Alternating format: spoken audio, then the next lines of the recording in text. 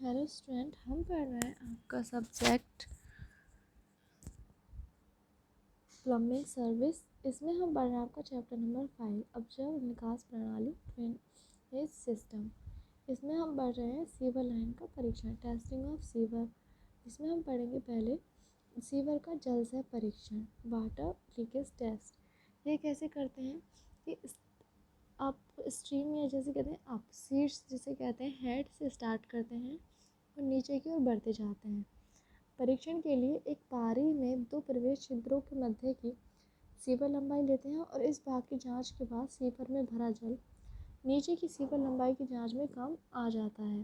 सर्वप्रथम सीवर लंबाई के ऊपर तथा नीचे के सिरों पर वायु प्लग लगाकर इन्हें अस्थायी तौर पर बंद करते हैं और सीवर खंड में पानी भर दिया जाता है। जैसे कि आप ये देख रहे हैं डायग्राम। यदि 10 मिनट तक जल की जांच शीर्ष में कमी नहीं होती तो सीवर पाइप को जल से मान लिया जाता है। यदि जल स्तर कम हो रहा है तो सीवर में लीकेज की संभावना हो सकती है।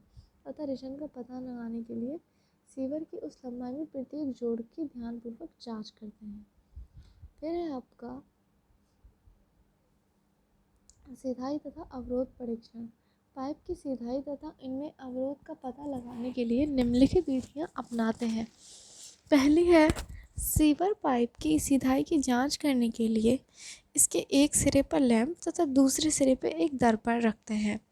यदि पाइपलाइन सीधी है तो दर्पण पर पाइप गोले का आकार नजर आएगा। पाइपलाइन में अवरोध होने का पता भी दर्पण द्वारा लगता है।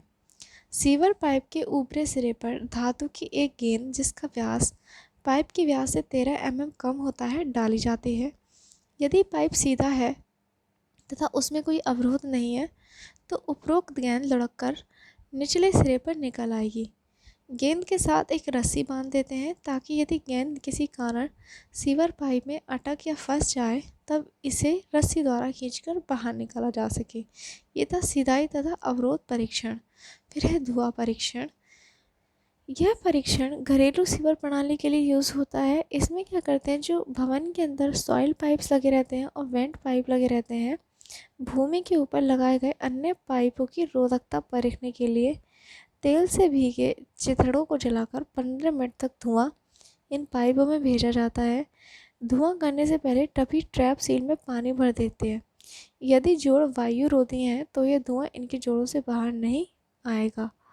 उपरोक्त परीक्षण में यदि सीवर पाइप का कोई भाग या जोड़ रिश्ता पाया जाता है तो उसकी मरम्मत कर देते हैं अथवा दोषयुक्त पाइप निकालकर नया पाइप बिछाते हैं। फिर है रंगीन पानी परीक्षण। नाली पाइप के निचले सिरे को बंद करके ऊपरी सिरे से रंगीन पानी डाला जाता है जो दोषपूर्ण जोड़ से बाहर आने लगता है। यह जांच 4.5 मीटर स्टैटिक हेड पर करते हैं। द्रव्य दाब परीक्षण। यह परीक्षण घरेलू भूमिगत नालियों पाइप सीवर्स के लिए यूज़ होता है। इसके पाइप के निचले सिरे को प्लग द्वारा बंद करके ऊपरी सिरे के प्रवेश छिद्र में 60 से 90 सेंटीमीटर गहरा पानी भरकर पाइप नाली में द्रव्य दाब उत्पन्न करते हैं। इससे सीवर के दोषपूर्ण जोड़ या भाग से पानी या नमी झलकने लगती है।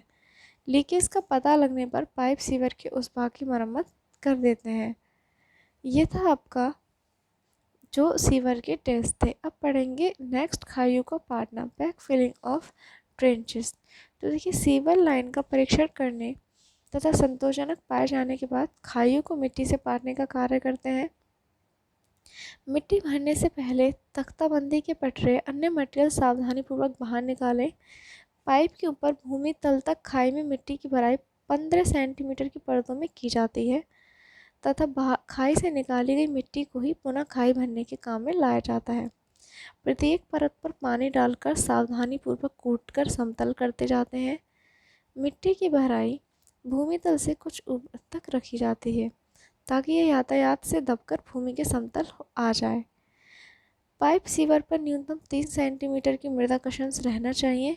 सड़क के नीचे डाली गई सीवर पर 0.90 सेंटीमीटर का मृदाकर्षण आवश्यक है। सीवर्स के अनुबंध निर्माण। सीवर लाइन पर बनाए जाने वाले साज सज्जा कार्यों के लिए निर्धारित स्थान सीवर लाइन बिछाने से पहले ही भूमि पर लगा दिए जाते हैं।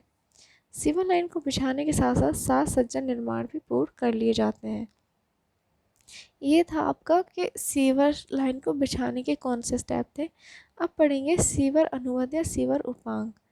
देखिए, हम जानते हैं कि सीवर से सीवेज जो है सुचारू रूप से प्रवाहित करने के लिए, इस पर नियंत्रण रखने के लिए कुछ विशेष निर्माण करते हैं, जिनको कहते हैं सीवर अनुबंध या सीवर उपांग।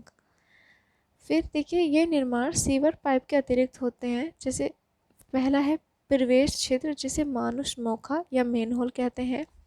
ड्रॉप मेन होल, पादे छिद्र, स्ट्रेट इनलेट, सड़क छिद्र, ग्रीस एवं तेल trap, grease and oil trap एवं वेंटिलेटिंग शाफ्ट, संवातन चिमनी। प्रवेश छिद्र या मेन होल, कि देखिए सीवर खंड की बॉटम तक पहुंचने के लिए इसके ऊपर जो विशेष प्रकार के वर्टिकल होल बनाए जाते हैं उन्हें मेन होल कहते हैं एवं इंस्पेक्शन होल भी कहते हैं।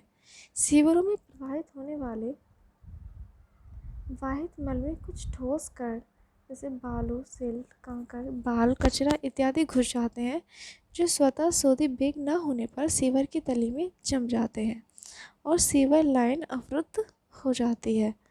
अतः निरीक्षण तथा सफाई के लिए सीवर की तली तक पहुंचना आवश्यक है। इसके लिए सीवर लाइन पर प्रवेश छिद्र निर्माण करते हैं। इसमें सीवर खंड पूर्ण गोलाकार न होकर अर्ध गोलाकार अथवा ऊपर से खुला होता है, जिससे सीवर प्रवाह को देखा जा सकता है तथा आवश्यक उपकरण डालकर सीवर की सफाई की जा सकती है। प्रवेश छिद्र सीवरों के स्टार्ट पॉइंट, संगम स्थल, दिशा परिवर्तन, व्यास के परिवर्तन, ढाल के परिवर्तन, सीधी लंबाई में 30 मीटर से 300 मीटर की दूरी पर बनाए जाते हैं। ये सड़कों के क्रॉसिंग पर भी बनाए जाते हैं। प्रवेश क्षेत्रों की आपसी दूरी सीवर के व्यास के आधार पर 45 मीटर से 300 मीटर तक होती है। दो प्रवेश क्षेत्रों के मध्य सीवर लाइन सीधी डाली जाती है। बड़े व्यास की सीवरों के भीतर घुसा दिया जाता है, अतः इनके लिए कम संख्या में मेन होल की आवश्यकता रहती है। नेक्स्ट फिर है प्रवेश छिद्र आमतौर पर गोलाकार, वर्गाकार अथवा आयताकार होते हैं। इसकी भू सतह से गहराई सीवर तली के अकॉर्डिंग रखते हैं। 0.90 मीटर गहराई तक प्रवेश छिद्र आयताकार बनाए जाते हैं। इनकी भीतरी माप 80 सेंटीमीटर इंटू 90 सेंटीमीटर तक होती है और ये सामान्यतः ईंट चिनाई में बनते हैं। 0.90 मीटर से अधिक गहराई पर गोलाकार खंड अपनाया जाता है। देखिए, यह है गोलाकार मेन होल। ये आपने ये सारी चीज़ें ड्राइंग में पढ़ रखी हैं।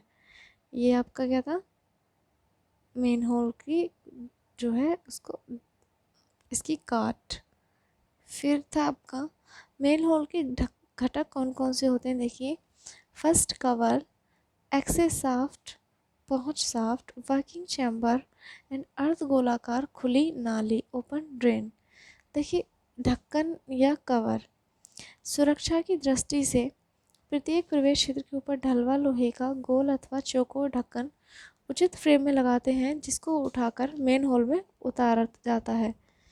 ढक्कन का व्यास 56 सेंटीमीटर से कम नहीं होना चाहिए ताकि इसके अंदर इजीली घुस सकें। मेन होल का ढक्कन सही तौर पर फिट बैठना चाहिए, क्योंकि हिलने डुलने पर सड़क पर चलने वाले वाहनों को परेशानी होती है और ढक्कन टूटने का भय रहता है। ढक्कन के शोर करने पर तथा इसके तथा फ्रेम के मध्य रिक्ति में रबर का गैस्केट लगाते हैं। ये देखिए, ढक्कन आपको दे रख डायग्राम में। फिर है यातायात की सघनता के अनुसार ढलवा लोहे के ढक्कन हल्के, लाइट ड्यूटी, मध्यम ड्यूटी, हैवी ड्यूटी में बनाए जाते हैं। इनका भार 51 किलोग्राम, 153 किलोग्राम तथा 255 किलोग्राम होता है। ढक्कन की ऊपरी सतह पर खांचे बने रहते हैं ताकि वाहनों के पहिए इन पर से निकलते समय ना फिसलें। ढलवा लोहे के ढक्कन आजकल भारत देश में चोरी चले जाते हैं, जिनको बार बार विभाग पर अत्यधिक वित्तीय भार पड़ता है। यहाँ भी चोरी कर ली। गंभीर दुर्घटनाओं को देखते हुए प्रवेश छिद्रों को खुला नहीं छोड़ा जा सकता, अतः अब स्टील फाइबर रेनफोर्स्ड कंक्रीट के ढक्कन लगाए जाते हैं। इनका चोरी चले जाने का भय नहीं है, क्योंकि इनकी स्क्रैप वैल्यू शून्य होती है। आपको तो पता ही है कंक्रीट की स्क्रैप वैल्यू क्या होती है, शून्य होती है, और ये लोहे के ढक्कन से काफ़ी सस्ते पड़ते हैं। ये था आपका सीवर के ढक्कन। नेक्स्ट क्लास में हम पढ़ेंगे एक्सिस शाफ्ट। तो तब तक के लिए थैंक यू क्लास।